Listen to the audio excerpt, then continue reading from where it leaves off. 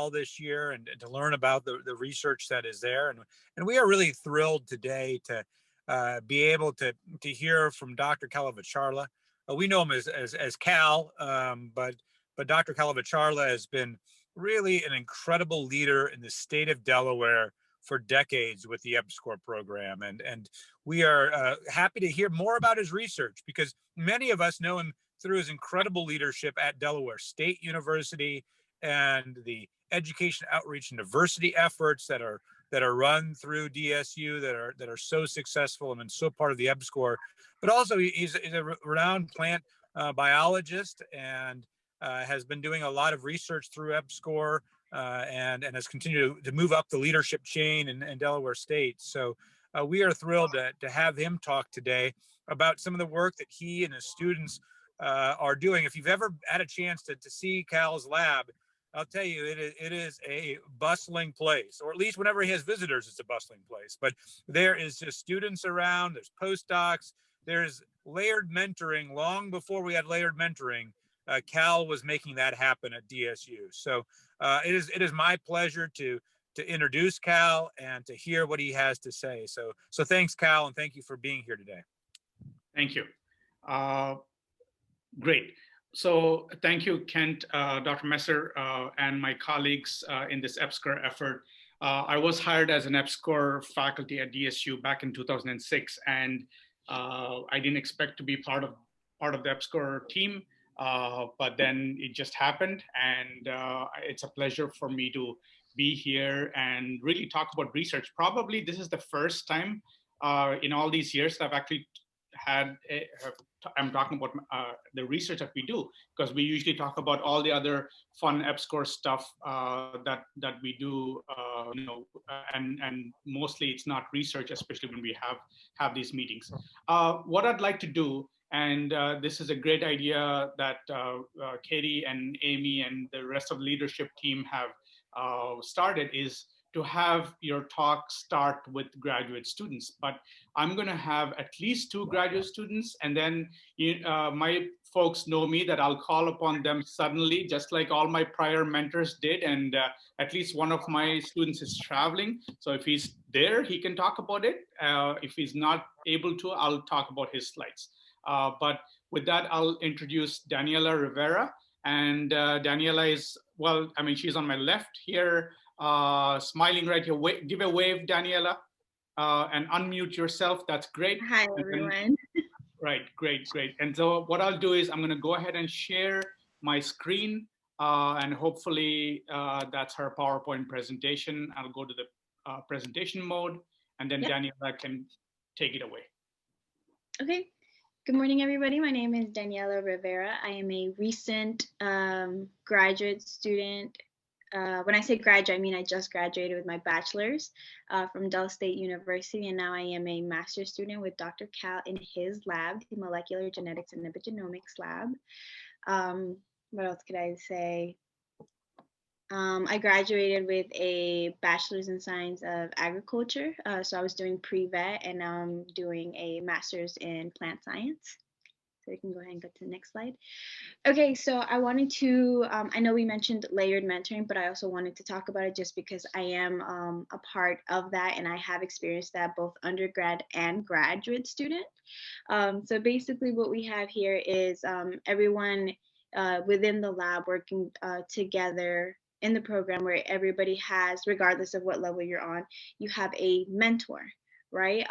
That doesn't mean that we're not able to directly speak to Dr. Cal, being the boss or anything, but we always have more options, more than just Dr. Cal. So when I was an undergrad, I was mentored by Miss Williams, Federica Williams. She's an amazing mentor.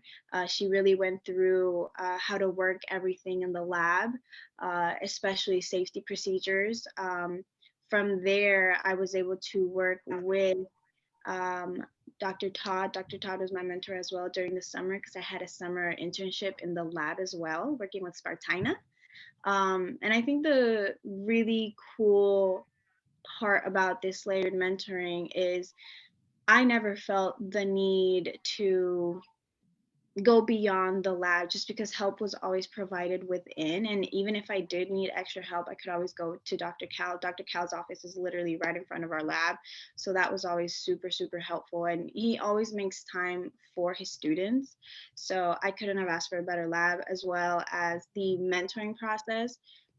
A lot of people who I know personally that were working in like chemistry labs or in labs next door, we always had conversations about their mentors. Nothing bad to say, but I feel like in our lab, the help was just not at the same level. So I think that's why I've enjoyed it so much. I've received help from a lot of the other grad students as well, Miranda, Latoya, Rashid, and Yash, especially when it came to the application process.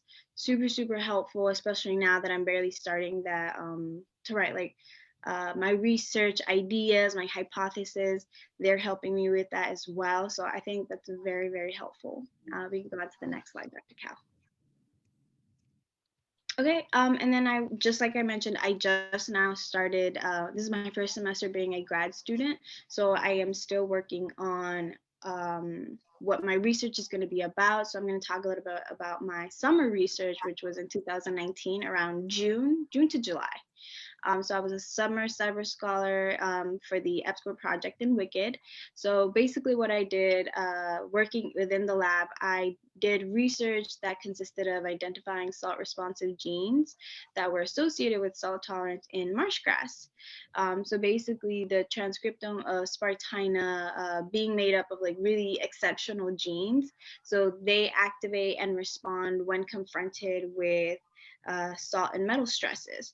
So the focus of my study was really to try to identify which genes were being associated with that salt tolerance in marsh grass. And then on the right, I included some pictures from my actual poster that I presented at the DSU symposium. We basically went to 3 different Delaware inland bays, ranging high, medium, and low salinity. We collected leaf samples. And I think that was one of like my favorite parts, the field trips, even to this day when we go sampling. Sampling is my favorite part because we get to get out of the lab, fresh air, get dirty, get in the water. We can go on to the next slide, Dr. Cal. I am so sorry, my TV just turned on. I will be right. No problem. Working from home.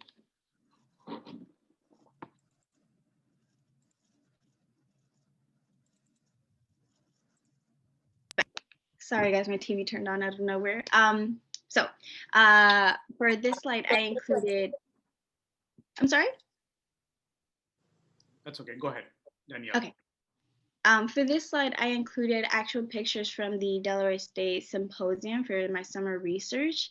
I won 3rd place, so that was very exciting, especially it being my first time presenting, first time doing research.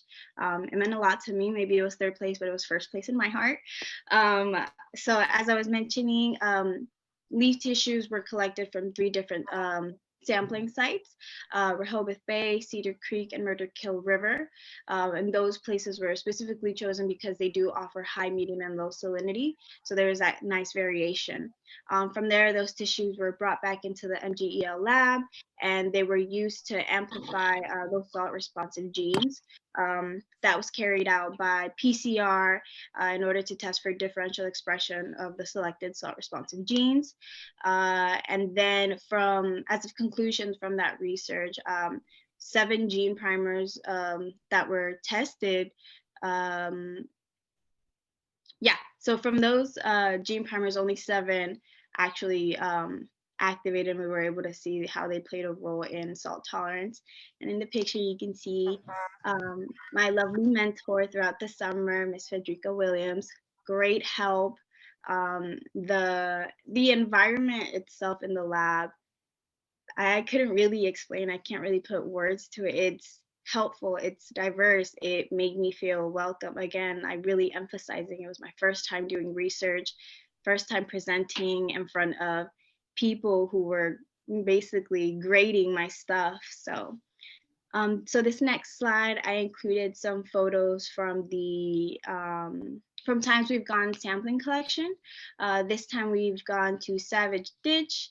We go to Rehoboth Bay, Cedar Creek, and Murder Kill River again for the collection of Spartina. And we also ended up, you can see my other lovely colleagues in there, Dr. Subramani and Nyasha, another grad student. We ended up also collecting Phragmites leaves as well as roots for his project. And that is basically it for, I believe that's the last slide. Great. Thank you so much. I appreciate it. Daniela, what I'm going to do is I'm going to unshare and then share my slide. Okay. So I'll just go to my PowerPoint, which is over here. And I'll start with that. Share screen and go from there. Great. Good. I guess it's still morning.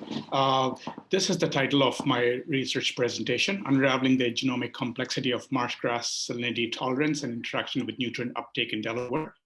I usually have my acknowledgement slides right after, but this is a set of slides that are actually an assembly of from all the folks that work with me. So the credit goes to all the people that work with me.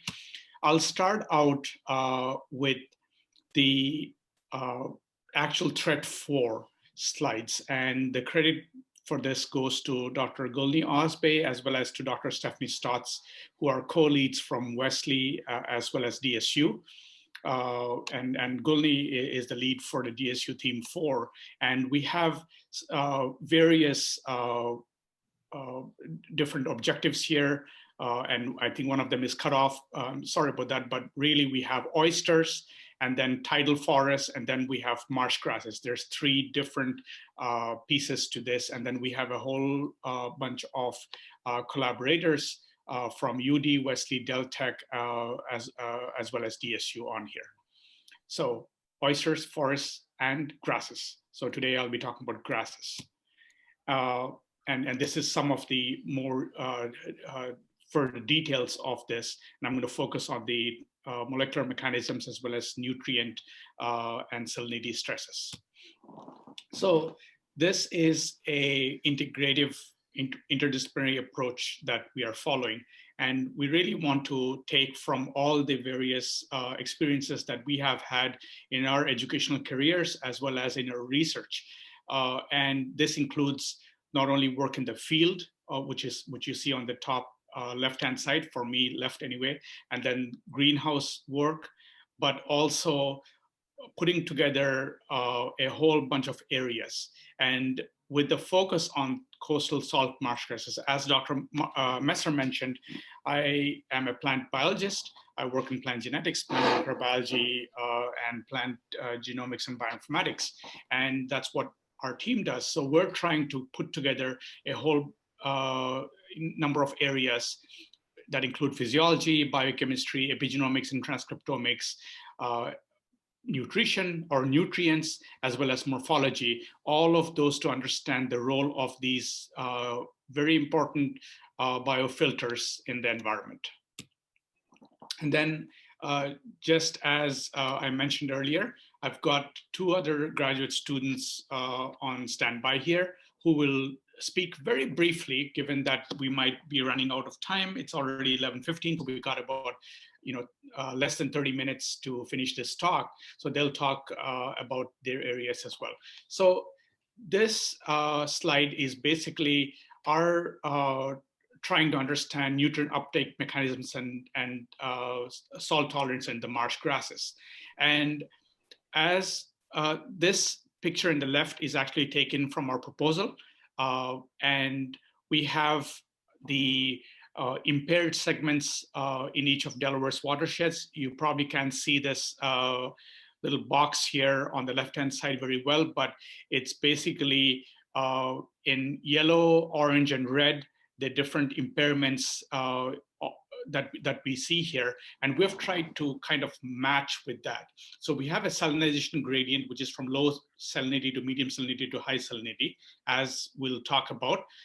Those are the Murder Kill, Cedar Creek, and Savage Ditch areas that we collect our samples from. And just to note, Team 2 as well as Team 3 are also working in these areas as well. So Dr. Sparks, Dr. JC, Dr. Osby have been collaborating actually in these areas as well. And then the next piece to that is, what is the nutrient gradient or nutrient variability? So we're really not sure if it is a gradient or a variability, and that is something that we will be exploring. And part of this at the bottom of this slide is you see these plants and you see this recycling. We're trying to understand how these marsh grasses, which is the salt marsh grass, which is Spartina, and then we have Phragmites, which is an invasive weed here in Delaware, but very, very successful plant. How these accumulate metals and sustain stress, and how do they relocate or reallocate these metals? What is the mechanism of the root nutrient uptake? And what is the role of the soil microbial diversity in all of this? So that is something that we're really trying to understand at each of these sites and looking at these two different types of plant species. So project 1 is basically our nutrient uptake and salt tolerance in marsh grass. And our goal is to understand the impact of nutrient loading impacts and salt stress on biomass, on nitrogen and carbon signatures, total chlorophyll content, and elemental composition of these two dominant species. And our goal is to understand if there's a relationship between carbon and nitrogen signatures and the nutrient loading hotspots and salinization.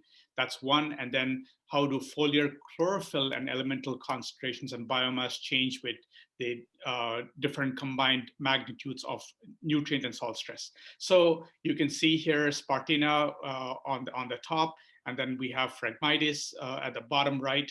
And these are very, very successful. If you drive up and down Route 1, you'll actually see these actually growing pretty successfully alongside the road, in the water.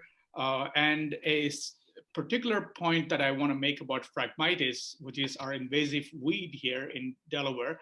And as a note, we have a collaborator in Wisconsin where they have native Phragmites over there, but Phragmites is very, very successful. So if there is disturbance, especially those caused by human activity, you actually will see Phragmites growing there. And for me, the way I explain it to myself and to our students is that it looks like soldiers marching on. So you'll see the successful stand, and then you'll see the little ones in the front, and then these plants will grow even taller and stronger, and their root biomass will be expanding. So it's really interesting, especially to find that these are present where there is a disturbance caused by human activity. So these are our sampling sites, and I hopefully in our next slide we'll have a better markup. But you see, we have one spot here that I'm using a mouse here. Hopefully you can see it. That is in red. Then we have one in yellow, and then we have one in orange. So you can see that we're also trying to actually mimic the salt gradient. So we have Murray River, Cedar Creek, as well as the Rehoboth Bay. And then we see here on the right-hand side, one of our field trips. In fact, I think this was right in October of 2018, Kent and the team, when we actually got announcement of our funding, that we went there. And this is Dr. Maya Subramani, who's a postdoc working with us. We have Dr. Osby right here in the red, Dr. Alvarez, who is our Associate Dean for Land Grant Programs, and that's me having a great time in the field. And then Lori Ann Fallon, Ms. Fallon, who is our Senior Secretary in Cyber, but who actually was a K-12 teacher as well as a researcher in natural resources in a couple of different states, actually was helping out. So this was really a team effort, having a great time, really collaborating. And these are the same sites that actually Don and Deb have actually come later. So we had a long day. All these days are long days, as anybody who works in the field knows. So we go early in the morning, about 8 o'clock. This is our team. I think we're genuinely happy here. We're not even trying to pretend to be happy. And Daniela is here on the left. Graduate students, undergraduate students, PIs. I know Daniela said we can go to the boss. I don't think of myself as a boss. I'm just a colleague. We're here. We went, collected samples from 3 different sites. Then at the end of the day, we actually came back to the lab. It's about 7 o'clock. And for anybody who thinks that work in the lab is a piece of cake, I will tell you that there is no difference in my mind between field work and lab work. This is 7 o'clock in the evening, and we have to actually sort all these samples out. Those folks who were not able to come to the field on that particular day due to other commitments. As I keep saying to all the people that work with me, family and life is really important. So we got to take care of everything else. They come to the lab and then they help sort all these samples. Then we have to freeze them. We have to separate out the soil and the roots from the leaves, because those go into different experiments. And at the end of the day, you know, we're trying to enjoy ourselves while trying to get all the stuff that is needed to be done by the National Science Foundation in this case. So what we are doing here, just to make sure that people who don't do this, I should explain, is that we're actually separating out the root and the leaves and the soil, and then we're actually going to be grinding them, putting them in the freezer, or grinding them up in liquid nitrogen, making that into a powder, isolating DNA or RNA for our various experiments. We do several things. We do genomics, we do transcriptomics, we do epigenomics. I'll talk about it a little bit later. And then we also do a whole lot of plant physiology. And then we'll actually send it to the Delaware Biotechnology Institute that is located right at UD for sequencing. In fact, we have a whole bunch of samples that are in the pipeline. My team wanted to also put in the various instruments that we use, right from our metabolomic work and identification of nutrients, to the morphology work, to physiology, to the biochemistry, to the molecular biology and the genomics work. And this is especially useful for graduate and undergraduate students to understand that this really helps you with becoming an expert in a whole bunch of technical technical procedures. And all of this can actually go in your skills section in your CV when you're looking for the next position, or when you're looking for your PhD or postdoc. This is really useful. So I urge you to, in your own research, to actually do that. Our project 2, and I think Nyasha Shumbayarewea, I'm messing up his name, just like my name is a long name, is actually online. He's actually visiting his family in South Africa. And Nyasha, if you're there, you can talk about it, or else I can talk about it. And I did edit a little bit of your slides after you sent them to me. All right. Great. I don't know if you can hear. Yes, we can hear you. Awesome. Okay, so just like Professor Kal had said before, part of the project tries to look into how microbes are part and parcel of, the system that helps Phragmites invade new areas. So there's been work mostly in crop plants that has identified a couple of, microbes, including bacteria and fungi, that have growth promoting effects and also plant protection effects. And with that idea, because of my previous experience, I've worked with such projects. When I came into the lab, I saw the opportunity to continue exploring the same ideas. So with that being said, as a lab, we've tried to design a project that tries to identify most microbes that are associated with Phragmites. And then with my project specifically, what I'm looking at is the root and soil microbiome. So with that, to be specific, we are going deeper and only looking at endophytes. And these are basically the microbes that are living within the plant tissue. So other students that will come, probably Daniela after me, will look into the epiphytes part, which is the microbes that are on the surface of the roots, and some mycorrhizae that are within the soil. So with this project, the specific objective is, well, I'll start with the general one, to study the root fungal endophytes within Phragmites, and create a catalog that tells us what's present, what does it do, and from there we can develop ideas on trying to identify if there is any of the effects that I've mentioned before, like plant growth promotion and plant protection. So with specific objectives, we're going to go ahead and sequence and analyze the invasive Phragmites root metagenome. And then after that, well, or in combination with that, the work that I've been doing right now is to isolate, identify, and characterize all the fungal endophytes that live within the plant root.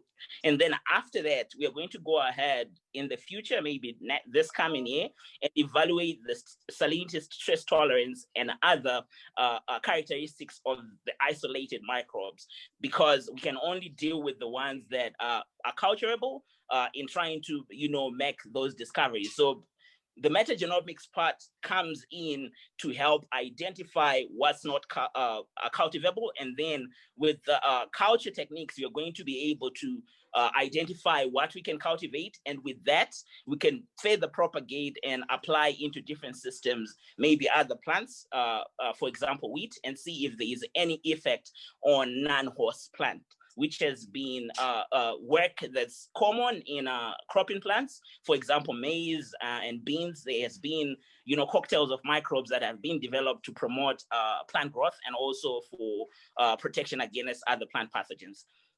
Can you move to the next slide, Fluff, if we can? All right, so far, the work that we've done fungal isolation, purification, and single sporing, so that we can actually have pure cultures of all the microbes, specifically fungi, that we could isolate from the Phragmites roots. So these are endophytes. And in the first phase of this work, what I did was use different type of media, because the different type of media come with different characteristics that promote certain sets of microbes growth. So with that diversity of culture, it's an idea to try and extract or cultivate as much fungi as possible that are within the plant roots. So I used PDA, which is potato dextrose agar, potato carrot agar, and malt extract agar. And then with that, I managed to isolate 83 morphologically distinct endophytes from the Phragmites roots. And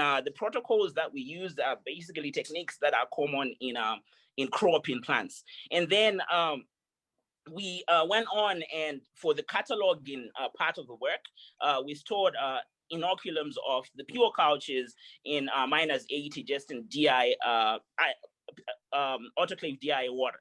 And then after that, with the work that I had, or that I have so far, I've managed to see that most of these isolates are basically dark septate fungi, which is to say that this is fungi that's dark in color, and they are characterized by having those growth promoting and plant protection effects. And these fungi include fungi such as Trichoderma, Fusarium, and many others. So with that first set of work, what we're looking into doing next is to go on and identify all the isolates using molecular techniques. Since we're just doing morphology, we all know that it's not 100% dependable. So we are going further into, using molecular techniques that can identify all these microbes at species level without any difficulties. And we're going to go ahead and also test all isolates for salinity, stress tolerance, and do the metagenomic sequencing from the same set of samples that we used to isolate the fungi using culture techniques. So when we did sampling, we separated the sampling batches into two sets every time. One that we went ahead and did culture techniques isolation, and then the other set from the same sampling time is going to be used for metagenomic sequencing so that we have data that's more consistent. And then we're going to compile a catalog after that. And then lastly, as I mentioned before, we're going to test all isolates for plant growth promotion effects in a greenhouse setup. And then with that, we can also include other non-host plants, like I mentioned, wheat, maize, but I'm specifically focusing on wheat and probably those that we already work with in the lab, and it's less administration because already other students that I can collaborate with in our lab. And we move on to the last slide, Prof. So to just give a general idea and perspective of the work that's been done so far with morphology, you can see it's a great pool of different endophytic fungi, very diverse in terms of color, smell that you probably don't see in the pictures. They're also diverse in terms of how fast they grow.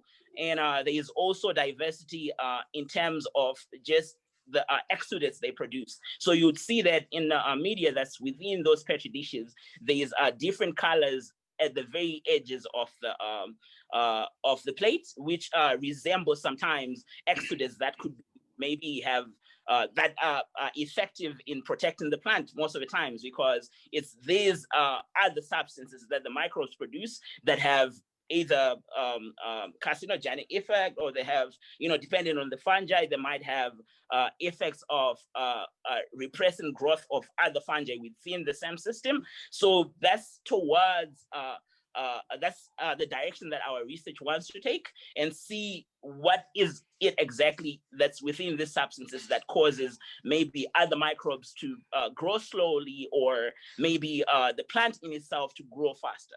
And that helps in discovering why Phragmites is invasive, because if we get to figure out what the microbes do, then we can point that out as if, for example, they have a plant growth promotion effect, then that highlights why maybe Phragmites becomes very dominant in certain systems. So basically, that's the work that we've done, that I'm continuing to do. And I hope you guys would have questions at the end of the presentation. I'll be pretty much happy to answer.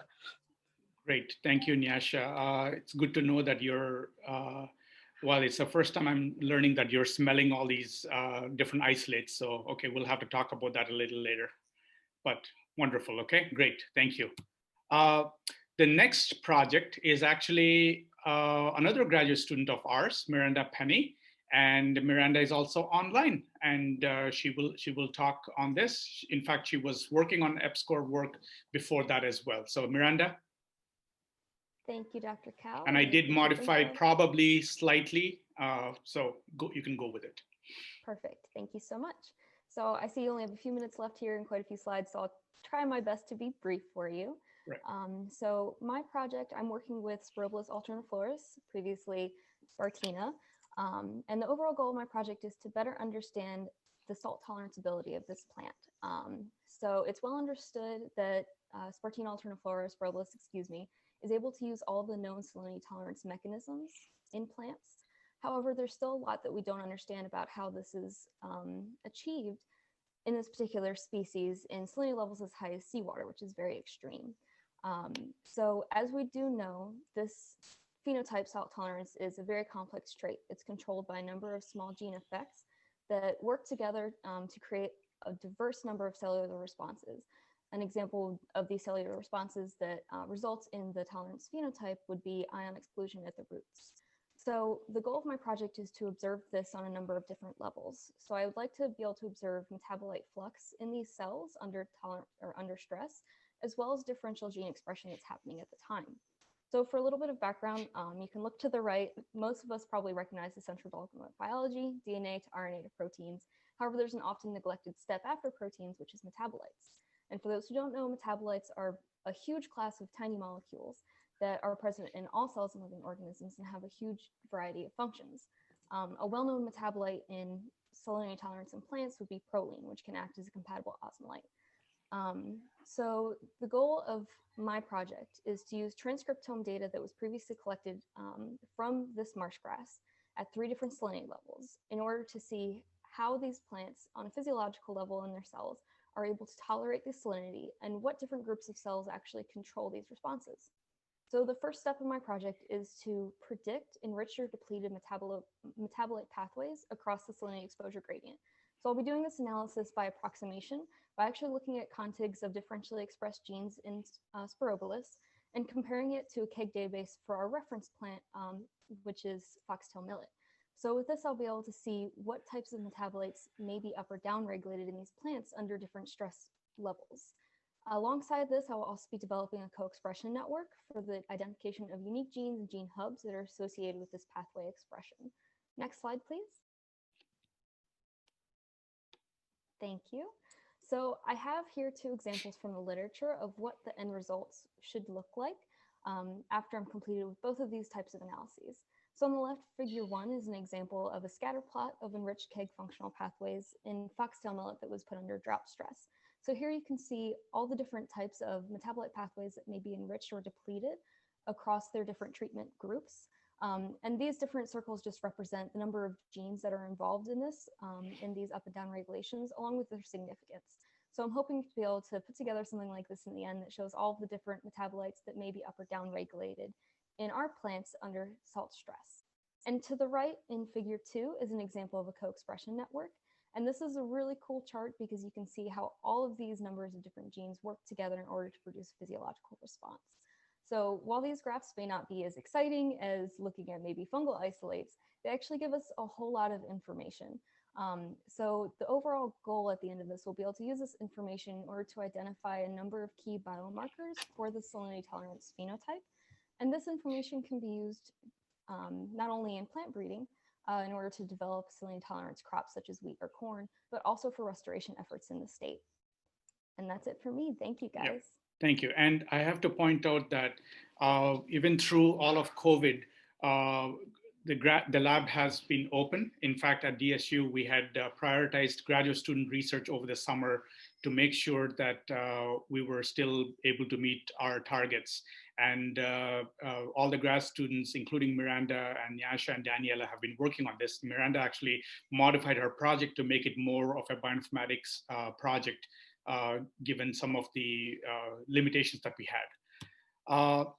The last project I think that I will talk about very briefly again, given that we're running out of time, is about the transcriptomics and epigenomics profiling of marsh grass. And this is actually a project that probably brings together the rest of the projects. And this is the background that we have. And I wouldn't be in this marsh grass business if not for Dr. Osbe. Kulni Osbe is a great friend and a collaborator in all of this work, and her lab. And so since we're plant biologists, marsh grass being a plant and all the 2 marsh grasses being plants, we said that let's try to understand what are the different types of mechanisms for salt tolerance that we will need to understand, because plants do have at least a few types of mechanisms by which they can sustain salt stress. And then we also want to really understand how these salt tolerance genes are regulated. So the first piece of this really comes from understanding both genomics as well as transcriptomics. Genomics is study at the DNA level, as many of you know, and transcriptomics, again, since this is a general seminar, I'm really going to detail a little bit. Transcriptomics is the study of the turning on or turning off of genes at a whole genome level. So we're trying to understand which genes are turned on, which genes are turned off when plants are exposed to salt stress. And then we're also trying to understand what is called epigenomics, which is basically epi meaning above genomics, genome. So we're trying to understand how these genes are regulated. So, and I know we can't see each other because I'm sharing the screen, but you can think of a control that is above the genetic mechanisms, which is basically based on interacting with the environment. So let's say if we have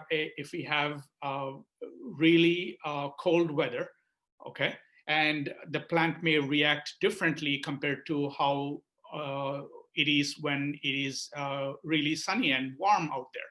in the same way, we're trying to understand DNA and protein interactions, and those are what is done by this histone modification marks. So we have developed expertise over the last 10 years or so in this. Dr. Ayyappan, who is a postdoctoral researcher working with me, Dr. Subramani, Dr. Todd, as well as Dr. McDermott.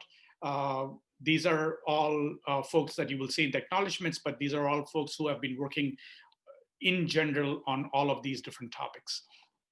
And we will use some epigenomic markers, which are called histone 3 H3 mark, and then there's a H3K9 mark, which is an inactive marker. And all these libraries have been submitted to DBI. And when I say library, many of you know that these are basically our sets of experiments that we submit for sequencing. And there's some delays due to COVID in the sequencing pipeline, and hopefully that'll work itself out in a little while. These next slides are basically for the future. We have some field sampling that we are really trying to come up with so that it's actually very uniform. And this reflects back the first interdisciplinary integrative slide that I mentioned.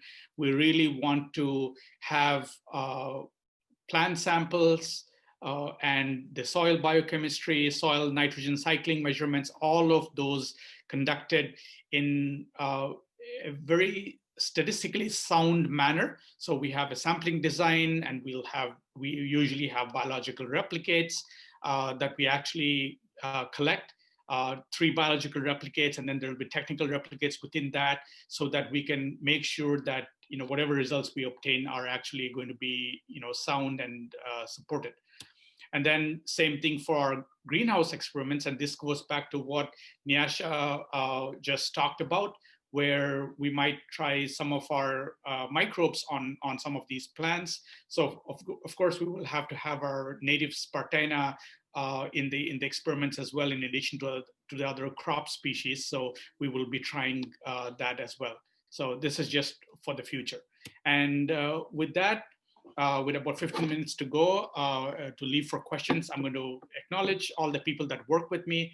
Dr. Vasu Ayyappan, who is a research scientist, has been with me for a number of years, works on both USDA as well as the NSF grants that we have. Drs. Todd, Subramani, and McDermott, who work on the transcriptome, the epigenome, as well as the plant physiology and the nutrient analysis. And Dr. McDermott actually got his PhD from University of Delaware. He was at DSU before. Same thing with Dr. Todd. She got her PhD from the University of Delaware and then was at DSU before that. And then we have graduate students, Rita Hayford, who's actually doing her PhD with Dr. Kathy Wu at the Department of Computer Science and Bioinformatics and Systems Biology, and working with both Kathy and myself. Is a UD student.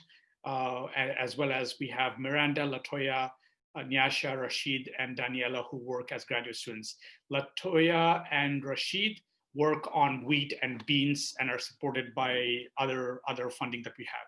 Then we have a great set of undergraduate students, Ayana, Marcus, Federica, and Tahera, who actually work not only with me, but also with Dr. Osbe in different capacities. All of this work could not have been done without the great support of Tiffany Johnson, Ms. Johnson, and Ms. Fallon, who are basically the cyber and outreach coordinator. That's Tiffany, many of you know her, and Ms. Fallon, who's the senior secretary for cyber, but also is very interested in the field work. And then finally, my collaborators, Dr. Gulni Osbe, who has expertise, as you know, in nutrients and all the environmental sciences and natural resources. Dr. Lata Devi Chintapenta from the University of Wisconsin River Falls, who is our expert in microbiology. Dr. Elavarthi, Dr. Smolinski, Dr. Scott from DSU, and Dr. Jyoti Thimapuram, who is our bioinformatics collaborator from Purdue. And I really want to take time to acknowledge everybody in the EPSCoR team, Jeanette, Kent, Holly, Amy, Don, and everybody else that we have collaborated with. And with that, I'll stop sharing, and then so that we can take any questions that you might have. Thank you. Well, thank you, Cal. We really appreciate all the work that you do and all the work that your students do. Again, what a great representation of your lab and the kind of collaborative work that you do at DSU and the important science. So I think we have a couple minutes for questions. So if people just want to just jump in, and Cal, you can just call on if you see some names that are raised, but go ahead and ask the questions.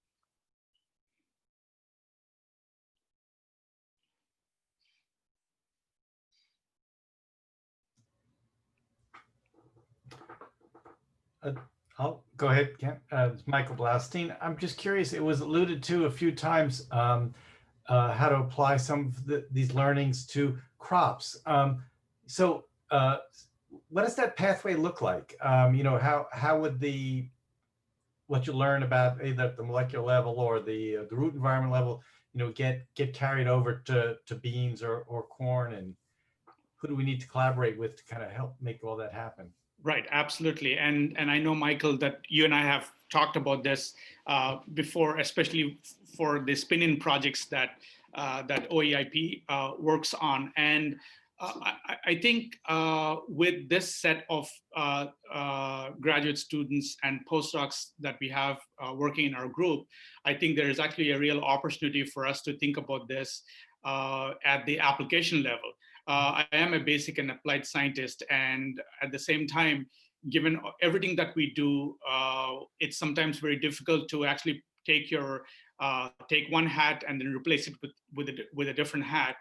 And in this case, I think our objective is really to identify, one of the objectives is going to be to identify salt-tolerant microbes, and then use that to see if that can be enhanced, that can be used for enhancing salt tolerance by application in other species, other plant species. And I know that my good friend, Dr. Harsh Baez from the University of Delaware I saw him earlier, his name here, and I know that they have really applied that, and they've been leaders in that. But there are examples of these kind of applications.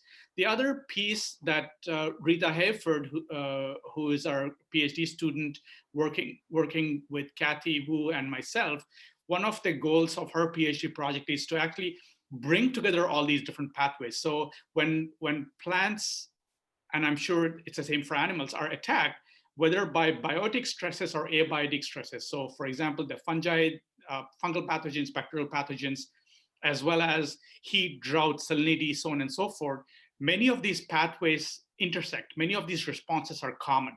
And if we're able to identify those common responses and use some of that information to identify key genes which are involved in that response, then those can be kind of the master regulators.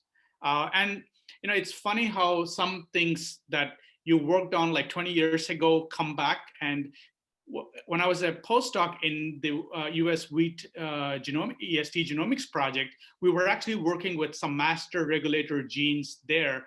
And at that time, the technology was really different compared to what we have now. So I think we have some opportunity there for application.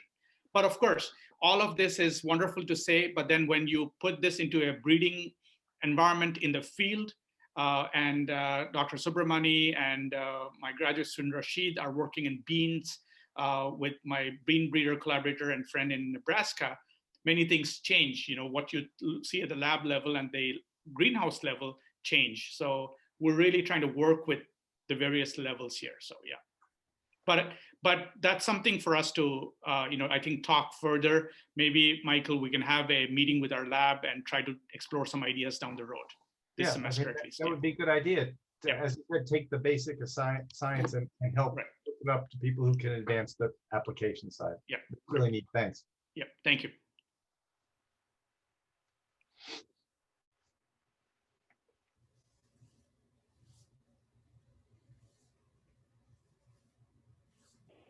Cal, one of my favorite questions is, what's been the biggest surprise that you've had in the process of doing your research? What discoveries maybe did you have that you didn't think you were going to have, or is different than what you expected? Right. So I think one of the best examples for that, Kent, is the way that this invasive weed Phragmites works.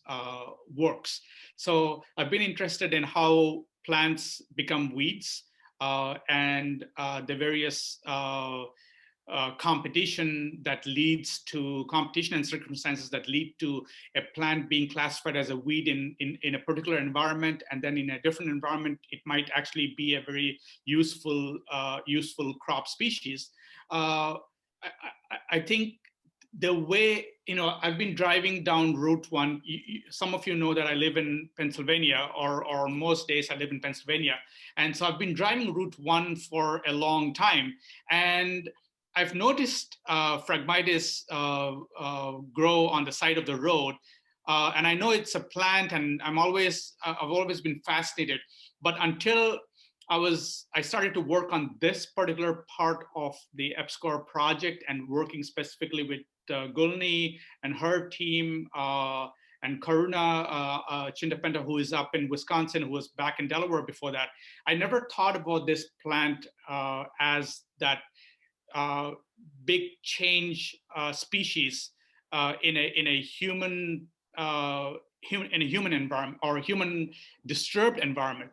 So I think that has been a big point. The other interesting point for me really comes back to the practical side of it, is that when COVID hit this summer, and we were all worried about our labs being shut down and how to keep people safe, we were able to very safely step up, and we were able to really put our best foot forward and prioritize our student research, and the whole university actually came together in trying to do this. And we're proud of that, and hopefully all of this leads to some good outcomes for everybody involved. Thank you.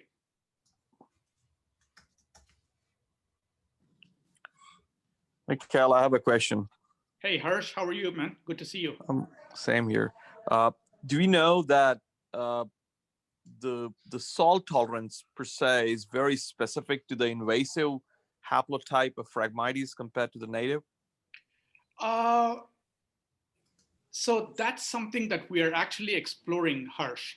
Our collaborator, Karuna Chindapenta, whom you know, she's up at University of Wisconsin River Falls. And in Wisconsin, they have the native haplotype.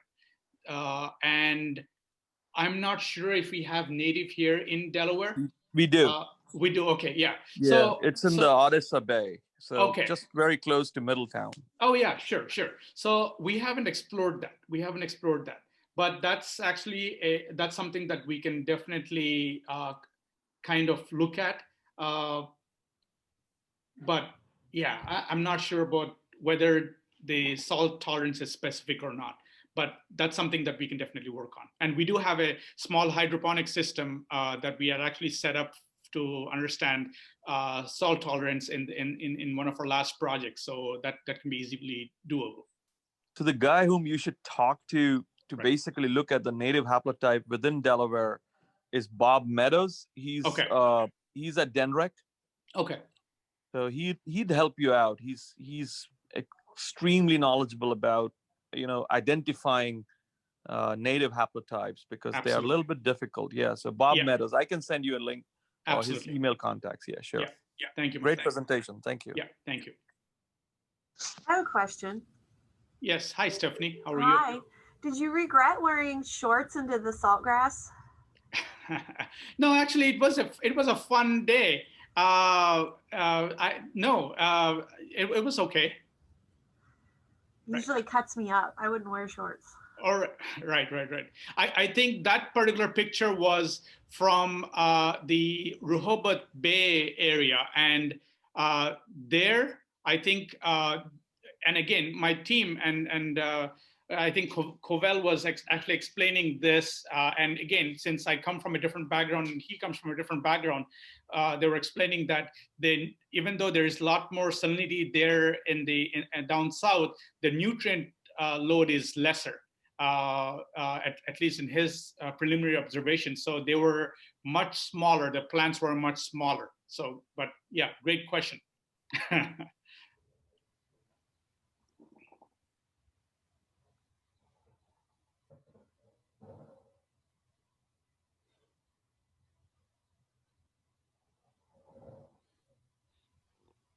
Right. Anything else from the team? Any comments that, since we still have 2 more minutes, anything that my team wants to say or make a comment? Antoinette, Covell, Maya, Vasu, Rita? You're on mute. Can't hear you. We're here. Yeah. So Doc, let me ask this question to Yes. Dr. Harsh-Bias. Yeah. Have you explored polyamines as an indicator of an integrative, like an integrated response to multiple stress? Dr. Harsh-Bias, have you explored polyamines in that respect? I'm not sure if Dr. Bias is there, but okay. Yeah, you can still. I don't know if there is any other physiologist on the seminar. But I would like to understand how the signal would change when there is a nutrient pulse happening while salinization is going on, but it's okay.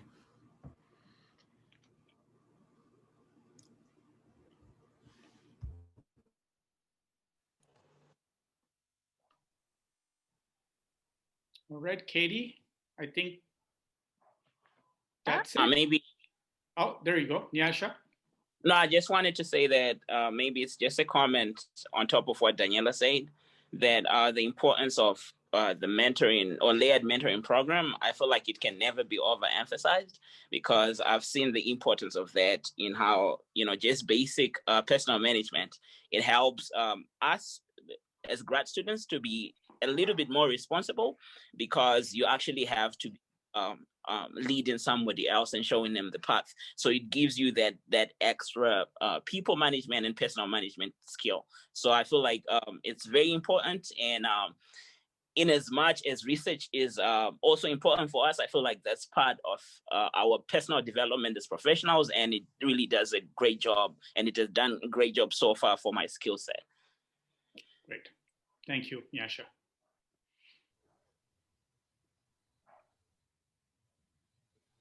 Well, perhaps on that positive note, we will just thank you, Cal, and your team, and wish everyone here happy holidays and a safe time over the breaks that are coming forward.